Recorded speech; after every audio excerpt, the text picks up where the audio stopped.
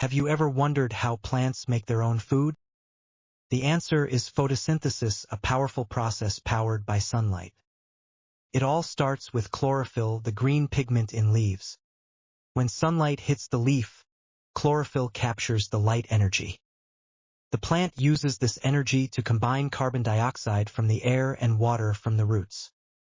This creates glucose, a type of sugar that plants use for energy and growth. And as a bonus, oxygen is released into the air.